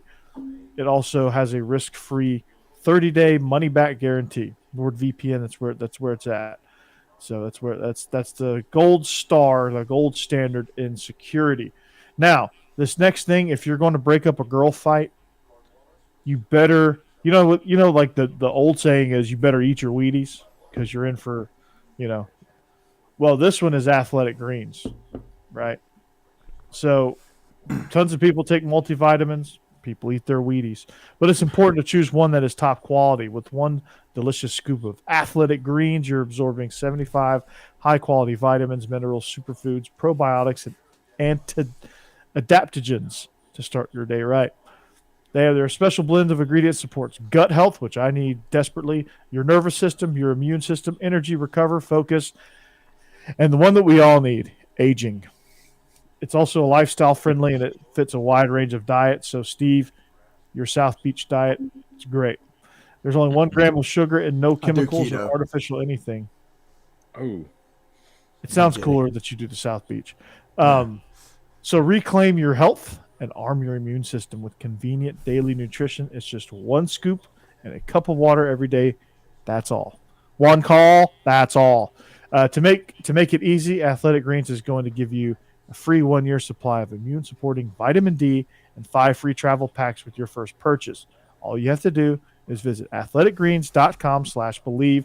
That's BLEAV. Again, that's athleticgreens.com/Bleav. These statements are not meant to be evaluated by the Food and Drug Administration. These products are not intended to diagnose, treat, cure, or prevent any disease. And you can check, yes, micro machines. And you can check this link in our description too. So if you want to find any of these links. So, anyway, yes. Yeah. By the way, Russia invaded Ukraine. By the way, that's the reason we probably have no Russian bots. Well, I was going to say if they had if Ukraine had NordVPN, then maybe they could have stopped Russia from coming in. I know. Well, Beatrice is on her. She's on her audition right now. So are they making a new Golden Girls? They must be because Beatrice isn't here tonight. Right. And John, I was just going to comment. I'm in the plumbing business. I'm a plumbing salesman, so I know exactly what you're talking about. Millennials are easy to scam. No, those are boomers, bro. No, millennials are easy to scam. I'm a millennial, and I don't fall in that category. Yeah, I am too. I'm a millennial. Yeah, I'm not easy to. Well, yeah. No. Now you're not like me and Jeb, who are Generation X, because we just don't trust anything that's told to us. Yeah, that is the truth. It's like, oh, okay, we can make $1 million doing that. Okay, have fun with that. Talk to you later. Congratulations. Yeah, congratulations. Take me to dinner one night. Yeah. Wait, you're a Nigerian prince, and you're going to give me $4 million? All I got to do is just give you the bank account to put it in? Yeah. Awesome. I had a cousin. Yeah. I had a cousin that fell for that. Yeah. Of course you did. Gen X will scam both of you. You're probably right. No, it's not. It's not blood, and he's not Gen X. He was a millennial. Yeah. There you go. So. But yeah, he fell for the Russian or the Nigerian prince thing. Oh boy. Yeah, you get the your long lost grandpa is dying over in Timbuktu, and we're going to try to bring him back over here to the States. So we need like $400, and we just need you to give us your bank account number, your bank routing number, and all that. We'll handle it from there. My mom gets like 400 text messages a day from all sorts of like political scams. Oh yeah. Oh, yeah. The Patriots need you. Joe Biden is about to, or like some Democrat senator or something like that. Yeah. Hey, Joe Biden. I like it. They do the same thing on the other side too. Yeah. Oh, both sides are terrible. Yeah. Their fundraising is just absolutely stupid. Yeah. And by the way, I'm very upset because all it took was that whole generation dying out that fought in World War II, you just have a bunch of mindless sheep going straight down that road. It's like, yeah. They're actually defending Russia for invading another country on Fox News right now. Yeah, I know. And it's all because they do team sports for a Republican or team sports for a Democrat, but the team you really own is America, the USA. And the fact that they don't understand that, it just drives me absolutely freaking crazy. It's all about manipulation. Yeah. That's all it is. Neither party cares about the American people. They just care about their boosters and their sponsors. That's all they care about, and to fatten their wallets. And to get all the power. Yep. That's all they care about. So if a politician says they care about you, they are lying to their tooth. And that's all they do is lie. And if you believe Fox News or if you believe CNN, I got none for you. Yeah. That's why I just watch YouTube TV all the time. I just get my news off of Twitter. InfoWars. Yeah. I just every headline I just try to strip like I just try to find that one shred of news, and that's the actual news. Like everything's based on actual fact, but it's just so far stretched that you don't know what it actually is. But you try to like the key skill is to see if you can find the real fact. Just like the fact checkers on Facebook. I mean, anything you post, they fact check it, and I mean it's ridiculous. Yeah. And their fact checks are wrong. That's too many people posting. You can't actually check them all. I don't know why they pretend I to. know. But Exactly. Yeah. Anyway, Potato Head chose war payback. if you invade another country, you're wrong. That is period, and that is worthy of everybody else standing up to them. So I don't think this is a Potato Head Joe war or anything like that. This isn't politics at all. This is something that the USA is supposed to stand up for. What we're supposed to be about. I mean, look, like you said, World War II, Germany started invading everybody, and we had to stand up to it. We didn't want to, but we had to. Well, we was actually going to stay out of that war and give them money and weapons and stuff until we got attacked at Pearl Harbor, thanks to Japan. Then we said, "Oh, screw it." Yeah. A bad political situation that everybody's trying to compare what's going on is getting into the Iraq situation. Yeah.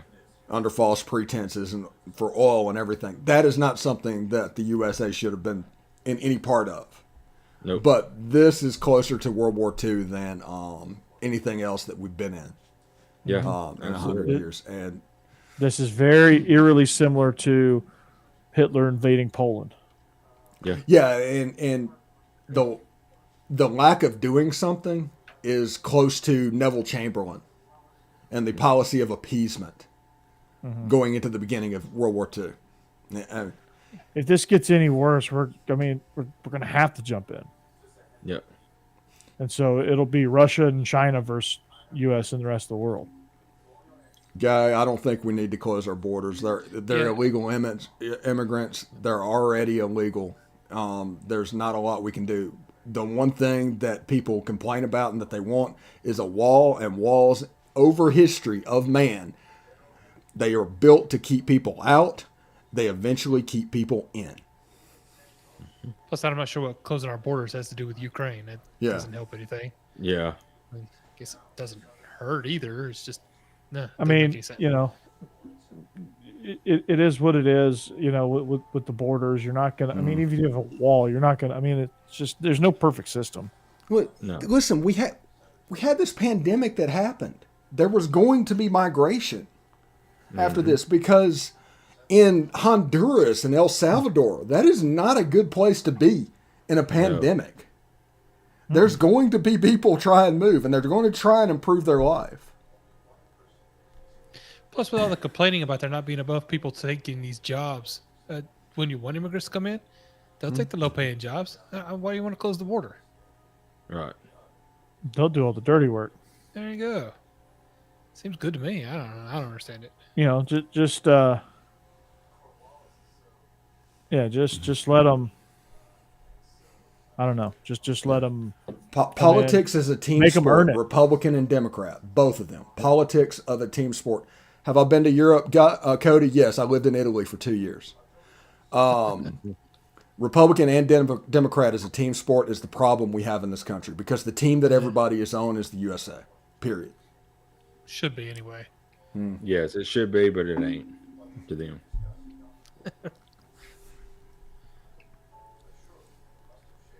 Yep. Oh yeah. So going in to set up a puppet government, you're probably right, John. Yeah. That's what the Germans did with France. Yeah. Yeah, and I'm pretty sure, and I don't remember off the top of my head, and I've not looked it up, but I mean, I'm pretty sure they invaded before Poland. They took other land and said it was because it used to belong to Germany, so they should have it back. Czechoslovakia. Yeah, and that's pretty much what's going on here with Russia. It's like, this land is ours anyway. It should be. Or they don't want to be part of Ukraine. History is absolutely repeating itself because we just got too proud. It does sound like the same thing over and honestly, this has been a Russian thing for the whole time to weaken the U.S. and the disinformation that they put out, and they do all of this stuff. It just bothers me so much. Anyway, hotty totty, Cody, man. This is going off the rails in a real random direction. Yeah, this is all weird off the rails tonight. We're not even having fun anymore. Yes. I usually try to not talk politics. But... Yeah. Honestly, this isn't politics. Right. Yeah. That's the thing that everybody needs to understand. This isn't politics. This is what made the USA great and our rise over the 20th century was because of sticking up for countries like the Ukraine. Yeah. And Cody, we still love you. So Yeah. how do It's all you good. Yeah. No hard feelings. Disagreement doesn't mean hatred. That's Oh, that's also what's wrong. That's also what's going wrong in this country is Yeah. people automatically say, I disagree, I hate you, I hate you, I hate you. Instead of, yeah, we disagree, so what? Yeah, that's the thing. I mean, it's okay to disagree with each other. My gracious, you know. My other show, Locked On Ole Miss Podcast, the whole purpose of it is commentary and perspectives. I want as many people with as many different views about Ole Miss sports as possible because I can't do it by myself. I don't want to do it by myself. Yeah, I don't want you to just have my view of what's going on. I want you to hear from other people and what they're thinking about. Right. That's the worst thing about politics right now. I had a couple of nasty fights on Facebook that I didn't realize were fights. I thought we were discussing something, and then I just found out later on that the people were just having meltdowns because I wasn't immediately agreeing with everything they said. And I hate that now. I don't understand why it's that way. I mean, what happened to debate? Yeah, I mean, exactly. That's what. Half the time, I'm not even completely against what they're saying. I just like to hear them defend it because it helps me understand their point of view. You're an ex-lawyer. I mean, And I'm real bad about the cross-examination and the asking questions. But I want to know why they think the way they do. And most people can't tell you nowadays. They just know they feel that way. Yeah, somebody. I'll leave Usually their comes name. down to I their heard name. it on CNN or Fox News is what it comes down to. Yeah. I'll let's say this. Like they just put a tweet up there by John Schneider. Do y'all know who John Schneider is? That's Bo Duke from the Dukes of Hazzard. Yeah. And that's where they were getting their news and talking about what was going on. So I simply asked them, what does Daisy have to say? Give everybody Russian bots. And they end up blocked me. Oh, there we go. Here we are. Yeah, that's.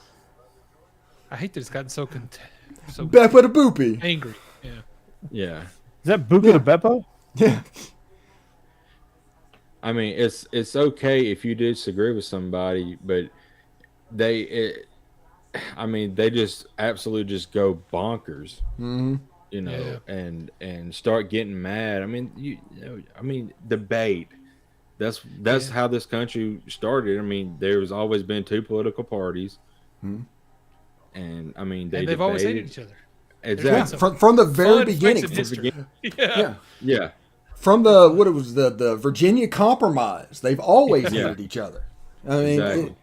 it's always That's been why this way. that's why it's called a compromise. They finally compromised on something that they both could agree to. It took a while. I think the real problem that's going on with our country is the fact that nobody wants to get into politics. So our best and our brightest are not doing statesmen anymore. No. Yeah. Best and the brightest are doing other things. The same thing's happening with the police force. There are people that used to do those jobs that are not doing them now, and now they've got low rent type people taking those jobs, and because of that, you see what happens.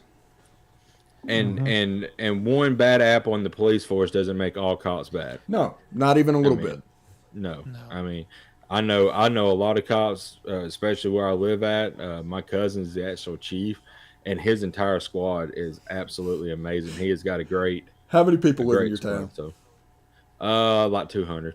So I mean, Oh wow. Well, maybe 300. You know, so yeah, it's a small town and a small little city, but you know, it's a tight knit community, and it's Just great. a small town boy. Yeah. But whenever you're talking about the southern border, Daisy was so hot. All right, guys. Crazy was. yeah, whenever you're looking at the southern border and all that, what's going on, just realize that there was a pandemic, and as bad as we handled it, we probably handled it 50 times better than other countries. Oh yeah, for sure. People are always just- going to want to come into America. We stop them as best we can. We snuff them out. We find them, and we do the best we can with it. You're not going to stop them all. No. You're not. No. They're going to scale the wall. They're going to dig underneath the wall. They're going to come in from the ocean. Now they're going to find ways in. I mean, you're not going to. And The if best- they said they're keeping the bad guys out. Well, there's bad guys already in America. yeah. Lots So, of them. Yeah. Yeah. And if you make it illegal for the bad guys to come here, I'm pretty sure they're not going to give a shit. Exactly. They're already, already bad guys. You Oh, said it in their name. It's kind of the same argument. It was like, well, if you take all our guns, only the bad guys are going to have guns. And everybody's heard that argument. It's like the same thing. Yeah. Yeah. Exactly. So. It is kind of true. Yeah. I mean, But yeah, honestly, I recommend. Honestly, if you watch the news, see the three different perspectives, believe about 20% of it, and see what you see and make your own decision. Mm-hmm. Baby Schoolhouse Rock. Yes. But no, I mean, like somebody like Tucker Carlson. Oh, He's played for both teams. Oh, Right. very much so. Yeah. Yes. CNN and Fox. and not only he that, goes I where think money he's is. I think he's compromised because Yep. he's basically fueling Russian state information at this point. I think he's just doing what Boss Man says. Right. Yeah, He's that's what I'm a saying. puppet. He's a puppet. There's no way around. Tucker Carlson is a puppet. If he was working for CNN, he'd be a puppet. He would have the most liberal view. He's working for Fox News, so obviously he has the extreme right view now. Yeah. He's a puppet. Yeah. That's what he Wait. is. That's what those people are. He's a puppet. They're puppets. All news media pretty much is. Oh yeah. It's There's at the no point where real there opinions. is no Walter Cronkite anymore. There's nobody that you can just hear what's saying and trust what is being said. Right. Because money is gotten too close to content, and money ruins everything. Like, people are going to on these fan sites with NIL contracts that you see. I'm sure there's some at LSU. I'm sure there's some at Alabama. There's some at Ole Miss, to where they're paying people to do things on their show. This is too close to content. So if something bad happens to that player, that content is going to be pushed to the back burner. It's going to be swept under the rug. It's going to become very opaque because money is too close to content. Yeah. Mm-hmm. Exactly. When you see collectives and I was like, welcome to the Grove Collective, Caleb Warren, and it's like, the whole team's on there. You're not going to report that somebody is publicly intoxicated because you're financially invested in them doing well. Right. Yep. You're going to sweep that thing under the rug. Yeah. Yep. And that money's coming in. And college football is going to be suffering because of that. That's the biggest thing in the world. I think the media should be nowhere near NIL. No. Or just don't consider yourself a journalist or media. Consider yourself what we are. We're entertainment. Yeah, we're commentary. We're commentary and entertainment. Oh. We are definitely entertaining. We are commentary. Yeah, money too close to content, that is a huge problem right now. But speaking of money, if you want to donate, you can. Yeah, seriously. My I'll put my Venmo on the screen if you guys want to put money close to this content. Yeah. But we're not if you just DM it to Steve, I don't think we'll see any of it. So make sure you exactly. So Yeah. DM it to Steve. Yeah. Yeah. We're starting a GoFund, Steve. Yeah. Yeah. Oh, well, sorry we got a little bit heavy tonight, guys. Even you, boopity beppo. Yeah. Beepity boppity boopity beep bop. Yeah. Ain't that an old cartoon? It's Family Guy. Family Guy. Oh yeah. Yeah, he could speak Well, Italian it's an because he had a old cartoon now. mustache. Yeah. I mean, he's been on for like 20 years. It seems like. We did so at in my AV class I had my kids do like they were recording segments or whatever, and this one kid comes up to me, he goes, "Hey, can we do he goes, "Have you ever seen Family Guy?" I go, "Really?" Yeah. He goes, "Can we do this scene?" And it was the cutting in front of the line in front of Italians scene Oh yeah. from Family Guy. So we There is no recreated line for Italians. You remember when dude cut in front of the Italians in line? Yeah, but there wouldn't be a line if there were Italians. That's the point. Right. That is true. Italians. But-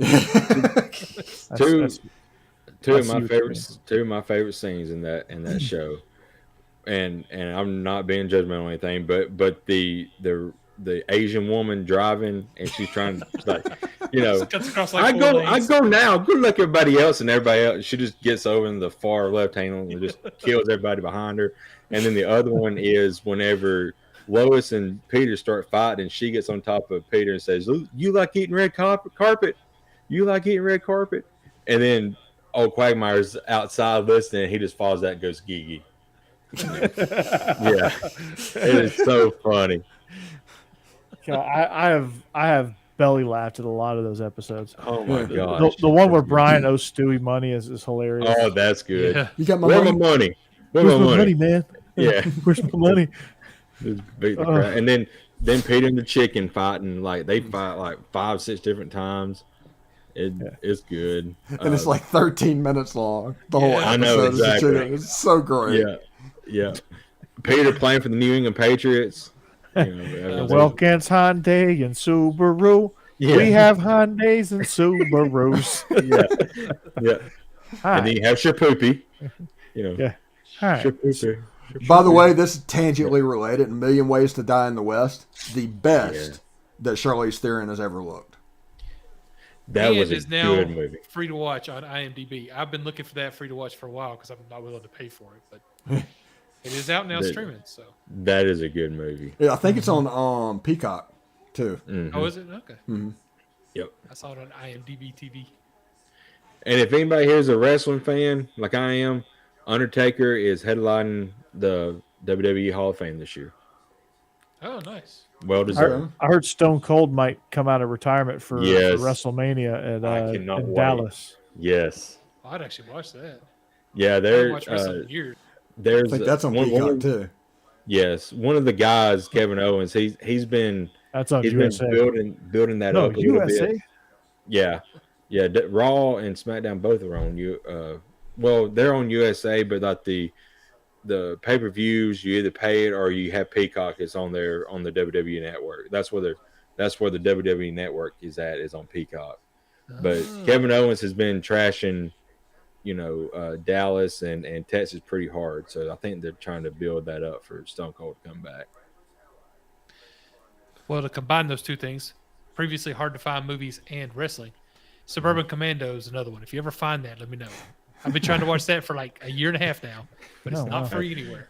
So John, I got a story too that kind of relates to that. I played music in my PE class, and I started playing one of the greatest rap duos of all time, Outkast. Oh, And this kid, Hey. even better than that, Elevators, best Outkast song they make. Shake it like a Polaroid picture. what about Caroline, man? That's my favorite. That's Roses. That's a great one. Roses. Yeah. That's Andre. That's from Love Below. Below. Caroline. Yeah. All the girls that say that She's you are mighty mighty fine. Yeah. Only got you somewhere half the time. Another half Okay, got you. got you. Boom. Or down, lost, confused, something like that. Well, okay. Coming up, Shaw. No, Elevators. I gotta check that out. I don't remember it. It's from the ATLians Okay. album. We are 15 minutes away from a 2-hour show, by the way. Well, let's go.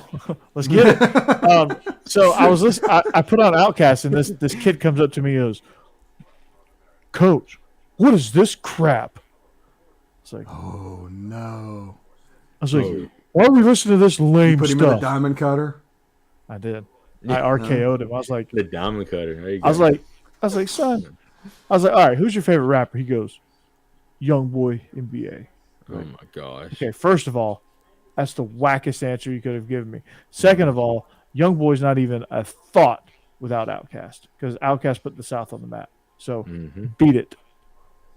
Yep. Yep. Scram, little guy, scram. Let's talk about Get off Garth Brooks. Get off my lawn. You still believe Garth Brooks needs to be a Super Bowl? Yes. Yes. That needs to happen.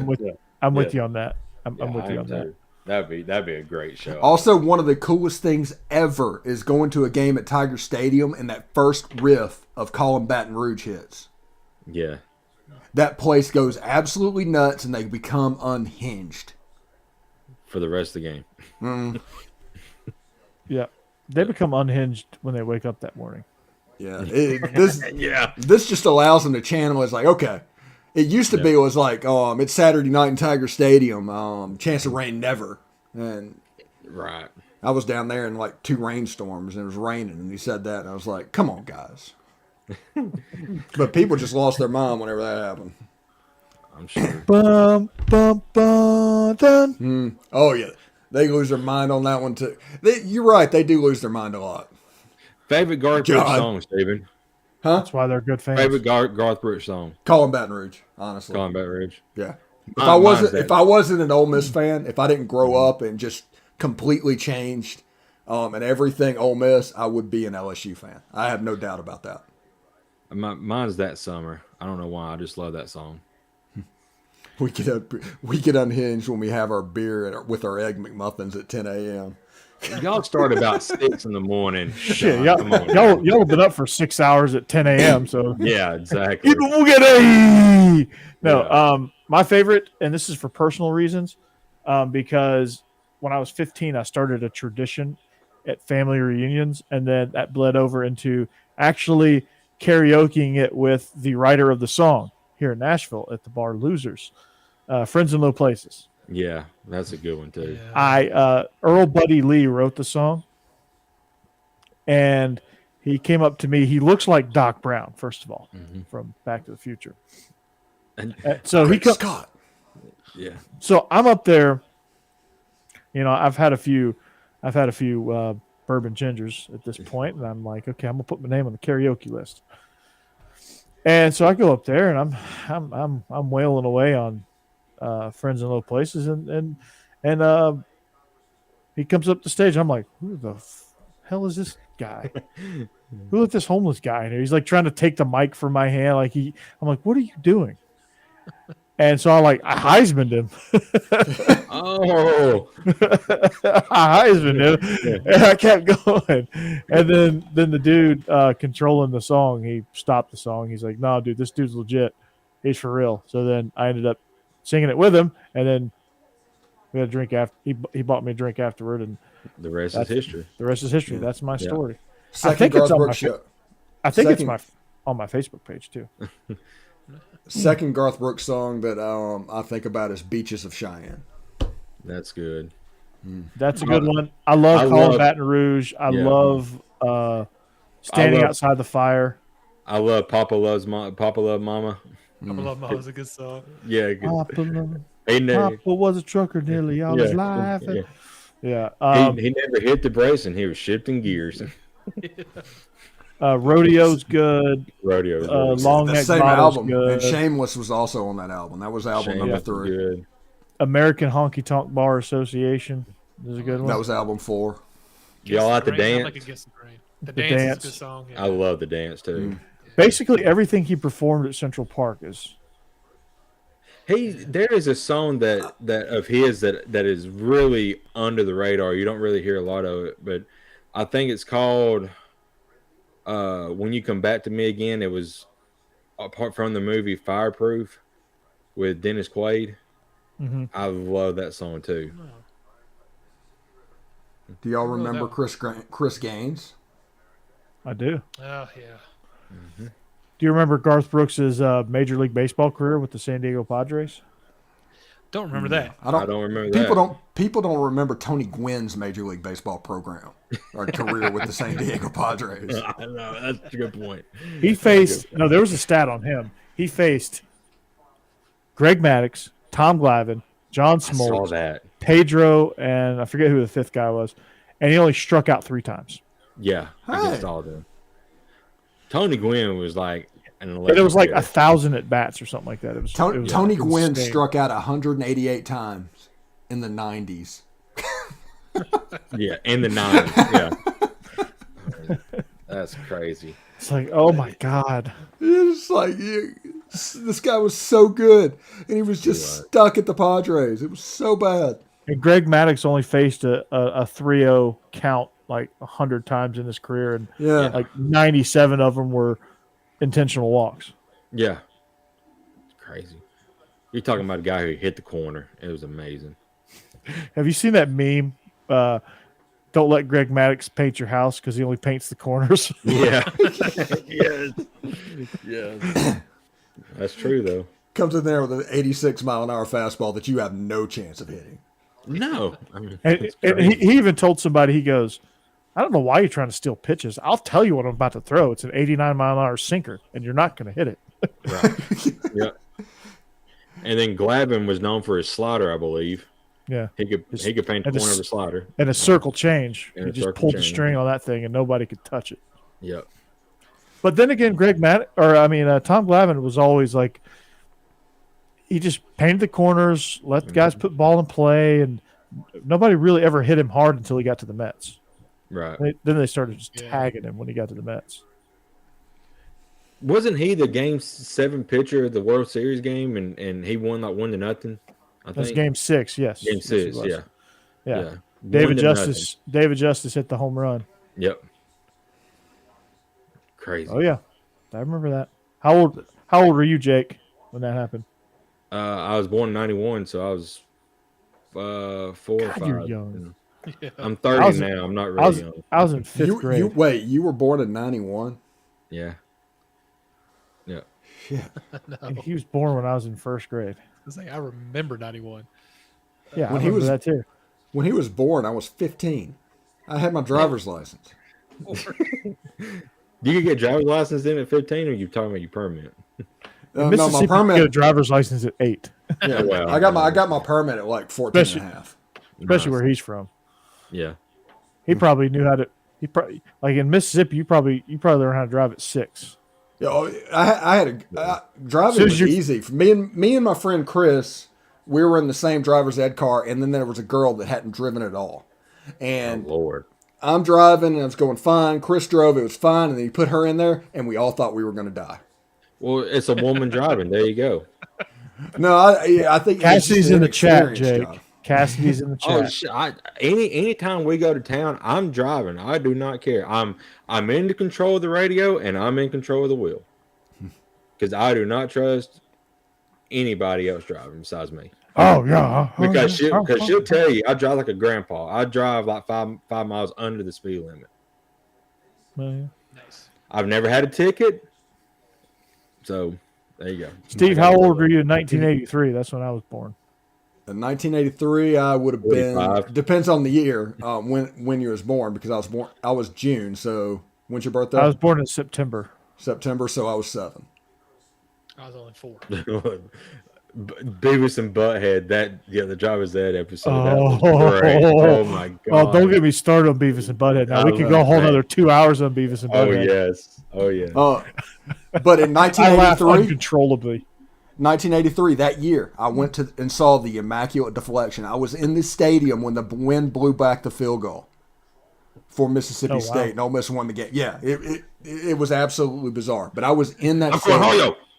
Hey, we got a special guest, Steve, on SEC After Dark. We welcome the great Cornholio. Oh, I'm Cornholio. TP for my bunghole. Huh, Cornholio. So, how was your quest for TP for your bunghole? No good. I laugh uncontrollably at Beavis and Butthead. It is I need TP for my bunghole. Huh, bunghole. so. Steve to me is like me to Jake, in age differential. Here. That sounds about right. Steve was born in 76. I was born in 83. Jeb, 79. nice. So I'm between y'all. I always joke with Steve because it's S.A. Willis 1976, and I always joke with him at 1776. Yeah. Hey, I was born during the Gerald Ford administration. I don't even, who's That's Jimmy Carter. There's not many people that can say Gerald Ford, but Gerald Ford, yeah. And I actually met him, by the way. was that the last year of Jimmy Carter? No. What's wrong with that guy? No, Reagan was an 80, wasn't he? 81. 81, okay. So 77 to 81 would have been Jimmy Carter. 80 would have been the election year. But yeah, took over in 81. Yeah. Yeah, I was born in June. I was a Reagan baby. Yeah. So I was born Beavis like is the 18. best show. Beavis and Butthead. Ren and 18. Stimpy was really good. There's a Ren lot and of Stimpy good was ones. kind of weird, but It Beavis and was. Butthead was. God, And there's a reason those episodes are only 15 minutes long. yeah. Yeah. I mean, they can't go much further. No. Like the movie kind of sucked because it was an hour and a half. You can't Yeah. stretch out Beavis and Butthead for an hour and a half. You just can't do it. That's just not That what that needs to be a show's meant to be. 30-minute movie. That's just what that show's not meant. That show's not meant to be more than 15 minutes. And it's The SEC glorious. tournament this year is in Amalie Arena. Really? Really? Yeah, it's down here in Tampa. And Ole Miss is just like a joke in basketball. So's George. Don't worry about it. Yeah, and Speaking in of- like 2 weeks they also come down and play Central Florida. And it's like Ole Miss all around me. Speaking of 30 for 30s, the Miracle 3 one that was SEC Network. Oh, of ESPN miracles Films. of miracles of men is the best 30 for 30. No, Steve, the one that you and I could relate to the most because I was like brand new on the job when the whole like tornado fiasco happened at the SEC tournament. Oh yeah, I remember that. Yeah, because Yeah, we were sitting there cutting all that up, and Yeah, we it was were- like, what is going on? And the lights started swaying, and Oh, crap. Yeah, we were. So y'all was in the middle of a tornado. no, we were watching it happen on TV. Okay. Yeah, live. It's like, what is going on? But they had to get people evacuated. And Yeah, I was like 2 weeks into this job, yeah. and I'm like, He was I still. pulled- yeah, we pulled an all nighter. I had a panic attack because like my body just was like shutting down, like I couldn't handle. I'd been up for like 48 straight hours, Yeah, it was, just about. And then Ashley Russell would come in and do her Yahoo Sports Minute, and she would completely mess up the script because if it went south for her Ashley Russell, she was not getting it back. Oh, And you were God. just She going to be wasn't. there. Yeah, you were just going to be there for 2 hours while she was trying to read a script. And it was like, once it's gone, it's gone. You might it as didn't well help know that- that today is going to suck. And it didn't help that Blair, like, she couldn't read a snarky script that Yeah. Blair wrote. She was honestly she was kind of like Ron Burgundy. There was no emotion, but she would read exactly what the script said. So if you needed something to be Snarky. come from what she's supposed to say, she couldn't do that. She would just say it. And then if you tried to get it again, there's a chance that she would get upset. And then whenever she lost it, it was gone. Mm-hmm. And it would take her some days 2.5 hours to do a 90-second script. And there were some days where she got a 90-second script done in 60. Yeah. I mean, it was you didn't know which one you were getting. And Ashley and Blair were oil and water. Jeb, Hey, quick question. Crashly Nussle, yeah. Jeb, quick question for you. Yeah. What time you get up in the mornings? I got to be up about 7. Of course, that's Eastern, so 6 I know. Central. I was supposed to say it's 11:30 for you guys. Yeah, yeah, it's gonna be tough for y'all to get up. it is. Well, not SEC for after Steve. midnight. Yeah, yeah. Midnight I madness. I think I just Yeah. mentioned I was born during the Carter administration. I probably have to get to sleep. Yeah. Joe Ford. President Lincoln. Oh no, you're That's Ronnie. Steve. You're Ronnie, Yeah. and he's 90. If he's 91, he's probably George Bush. Bush. Yeah, he's H-Dub. He's Mhm. H-W Bush. Wouldn't be prudent. But But I say I was too young to remember his. Dana I just Carvey's remember. best impression of all time. I just remember Clinton. That's when I started remember a president. 'Cause I was kind of young during George H.W. God, I remember Clinton's. Dan I Quayle did not came have to my sexual relations school. with that woman. Dan Quill came to my school. Well, it didn't come to my school because I was in first grade, but he came to no, it was in '92. I was in second grade. He came to the high school in my town. Did he enter the spelling contest? He did not, but that didn't stop some kids from making fun of him. I want to thank everybody for tuning in and still watching the show. We've done 2 hours. Nice. So Okay, thank you very much. Now we can get out of here. Yeah. Wow. All right, we hit our 2-hour mark. All right. Yeah. So we are SEC After Dark. We thank you for listening. This is also USFL After Dark. On the next episode, I will have a team established. I will have a team. So we thank you for sticking with us, especially you, John. I guess those tequila shots really got you going. Dana Carvey is outstanding. And I got to do a discussion with my students about how Saturday Night Live is just 30 more minutes. now. There we go. Well, read my lips. No new taxes. No new bits. No new bits. All right. So we thank you for watching. We'll catch you back here next week. For Jeb, for Jake, for Steve, I'm Corey. We are SEC After Dark, presented by BetOnline.ag, NordVPN, and Athletic Greens, as well as Body Light. We thank you for listening. We'll see you back here next week. Have a great week. Have an even better weekend. And we are out. We out. Steve pulled the Apollo Theater curtains on me. Yeah. He done. Yeah, Steve's I need to hit something real quick to make sure that it I doesn't. bet you do. 2 hours and